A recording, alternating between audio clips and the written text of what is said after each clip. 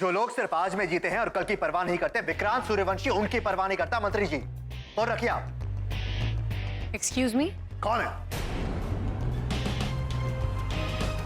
ओह God, बहन का स्वागत इतने गुस्से में। नहीं सॉरी, वो मैं कुछ नेगोशिएट कर रहा था। आओ बैठो बैठो। वो जो कल बात अधूरी रह गई थी वो पूरी करनी है। टाइम है?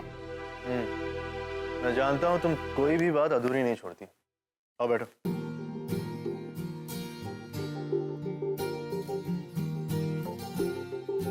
जान के बड़ा अच्छा लगा कि आपकी जिंदगी में अभी भी मेरे लिए वक्त है। कहो, बहुत काम पड़ा है। भैया, काम, फैक्ट्री, जिंदगी का मतलब सिर्फ यही होता है क्या? अपनी फैमिली, कोई अपना हो जिसके साथ आप बातें शेयर कर सको, इसका मतलब जिंदगी नहीं होता। आरती, ये सब अभिमान के बारे में ही। भैया, मैं अभिमान के बारे में ही बात करने आई। मुझे लगता ही नहीं, मुझे पूरा यकीन है उसे एक माँ की जरूरत है। नहीं, अभिमान को किसी चीज की जरूरत नहीं है, क्योंकि उसकी माँ मैं हूं और उसका बाप भी मैं ही हूं। अगर उसकी जिंदगी में माँ का होना लिखा होता तो वो नहीं होता जो हुआ। ऐसा नहीं होता है। जो हुआ उसे भूल जाइए भैया। और गुस्से में किसी की बात को काट देने से पल भर की जीत तो मिल जाती है, लेकिन हमेशा ये गुस्सा ठीक नहीं है। अभिमान को एक माँ की बहुत जरूरत है। और यश जी को ही देख लीजिए, वो हमारे बच्चों के लिए जो कुछ भी करते हैं, कर रहे हैं या करेंगे, क्या मैं वो अकेले कर सकती थी? नहीं भैया, एक बच्चे की जिंदगी में एक माँ और एक बाप, दोनों का रोल बहुत इंपॉर्टेंट है। अगर एक रिश्ते में हाथ जल गया हो तो दूसरे रिश्ते की तरफ हाथ ना बढ़ाए, ये कहाँ की समझदारी है? भैया, अभिमान की जिंदगी में जब एक माँ की कमी पूरी हो जाएगी ना, वो बहुत खुश रहेगा। और देखिएगा, आपकी जिंदगी में भी एक ठहराव आ जाएगा जो बहुत जरूरी है। नहीं, अभिमान कभी एक्सेप्ट नहीं करेगा। भैया, आप मेरी बात समझने की कोशिश कीजिए। वो जो कोई भी आएगी ना, वो अभिमान को आपसे कभी अलग नहीं करेगी, क्योंकि आप अभिमान के पिता हैं और आप हमेशा उसके पिता रहेंगे, उसकी प्रायोरिटी रहेंगे। हाँ, हो सकता है वो शुरुआत में थोड़ा रेजिस्ट करे, लेकिन धीरे धीरे सब ठीक हो जाएगा। वैसे अभिमान है कहाँ? मुझसे मिलने क्यों नहीं आया? कराटे क्लासेस गया, आया के साथ। अब समझ में आया, अभिमान को एक आया की नहीं, एक माँ की जरूरत है।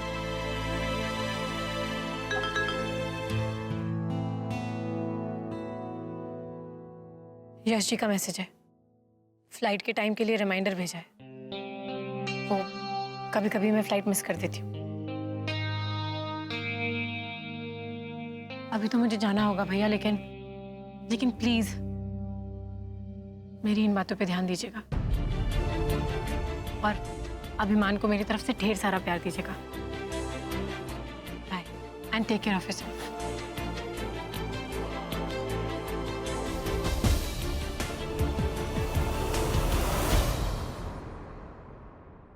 अग्रवाल का हिसाब लेके आ और ये रखना जाके अंदर।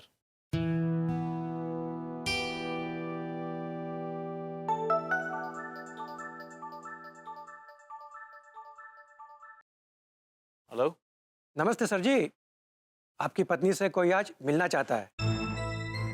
आज नहीं हो सकता, आज मैंने सरिता जी को कहीं लेके जाना है। देखिए भाई साहब, रिश्ता बहुत ही अच्छा है। ऐसा रिश्ता शायद ही फिर मिले। बहुत बड़ा, बहुत कामयाब आदमी है वो।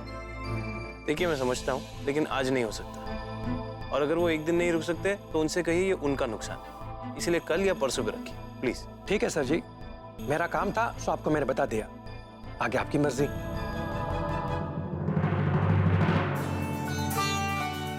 आई होप राज जी को ये पसंद आए। ऑटो,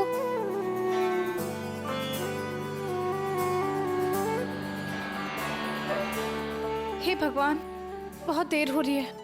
राज जी तो अब तक पहुंच भी गए होंगे। क्या करूं?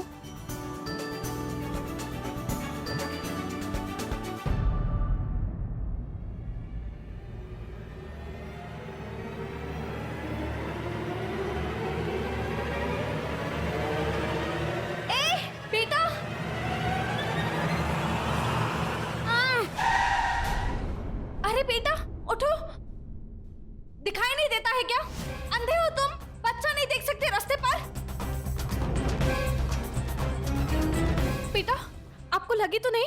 ऐसे कोई रोड क्रॉस करता है? तुम्हें कुछ हो जाता तो तुम्हारी मम्मी का क्या होता? कहाँ है तुम्हारी मम्मी बताओ?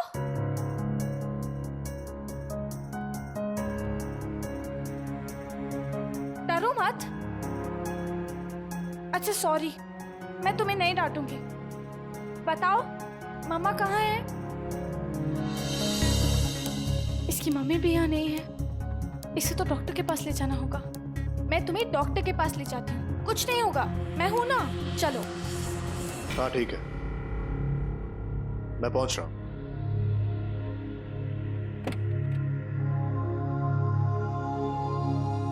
अभिमान कहाँ है?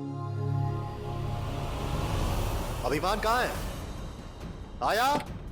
ऑटो, पास में किसी डॉक्टर के पास जाना है। अभिमान! आराम से चलना, हाँ आराम से।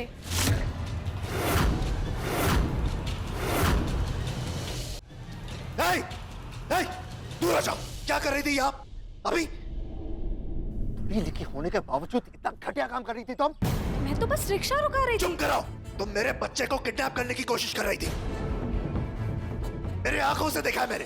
गार्ड्स! नहीं, लगता है आपने मुझे पहचाना नहीं। वो कल गार्ड्स, शाम। चुप करो। आया, ये आया किधर चली गई? उसे चोट लगी है, मैं उसे डॉक्टर के पास ले जा रही थी। हर मुजरिम यही कहता है।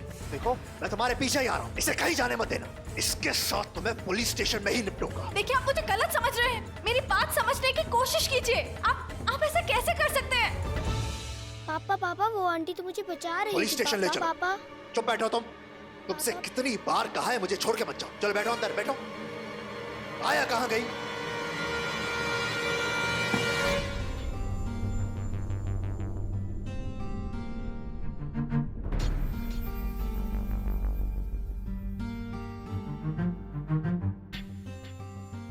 छोटू आई क्यों नहीं अभी तक?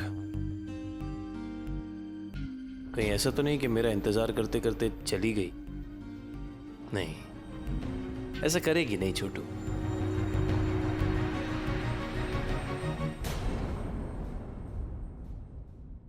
देखिए मेरी कोई गलती नहीं है। आप एक बार मेरी बात तो सुनिए। एक बार रांची को। चुपचाप खड़ी रह। आप क्या कर रही है? मैं एक अच्छे परिवार से हूँ। मेरे पति मेरी राह देख रहे होंगे। आप प्लीज मुझे उनसे एक बार बात करने दीजिए। चुप, ज्यादा आवाज नहीं। देखिए मेरी कोई गलती नहीं है। वो बच्चा गाड़ी के नीचे आने वाला था। अरे सर, आपने क्यों तकलीफ की? मुझे फोन कर देते आप। ये औरत मेरे बच्चे को किडनैप करने की कोशिश कर रही थी, इसीलिए मैं खुद आया हूं इसके अगेंस्ट कंप्लेन लिखाने। ये झूठ है। मैं आपके बच्चे को बचाने की कोशिश कर रही थी। चुप रहो तुम, झूठ तुम बोल रही। कड़ी से कड़ी सजा दिलाई, इसे कोई बचा ना पाए, इसका पति भी नहीं। बेटा, बेटा तुम सच जानते हो ना? बताओ अपने पापा को कि मैं तुम्हें बचा रही थी। मेरे बच्चे के साथ बात करने की कोई जरूरत नहीं है। डैडी और तुम चुप रहो। जवाब तभी देना जब मैं पूछूं। आया, इसे घर ले जाओ। मैं नहीं चाहता इस औरत का साया भी इस पर पड़े। जाओ घर। इंस्पेक्टर साहब, आप एफआईआर दर्ज कीजिए। ऐसी औरतों को तो खुला छोड़ना ही नहीं चाहिए, वरना ये और बच्चे किडनैप कर लेंगे। अब लिखिए। ले जाओ उसको। देखिए, देखिए बहुत बड़ी गलतफहमी हुई है। मेरी बात समझने की कोशिश कीजिए आप लोग।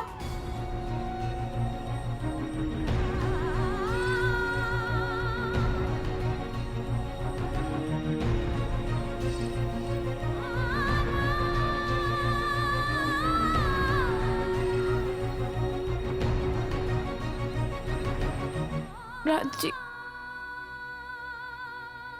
प्लीज मुझे बचा लीजिए। यहाँ से बाहर निकालिए मुझे।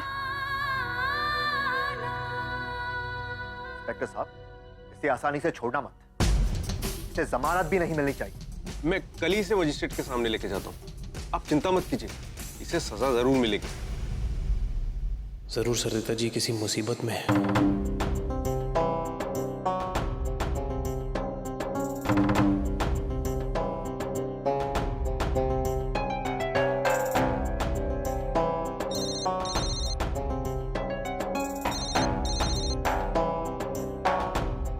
हेलो, हाँ शीला, सरिता जी घर से कब निकली? भाभी को निकल के तो 1 घंटे के आसपास हो गया। क्यों?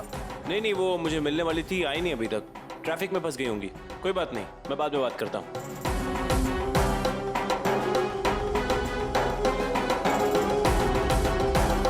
अरे देखो, किसी लड़की का एक्सीडेंट हुआ है। एक्सीडेंट?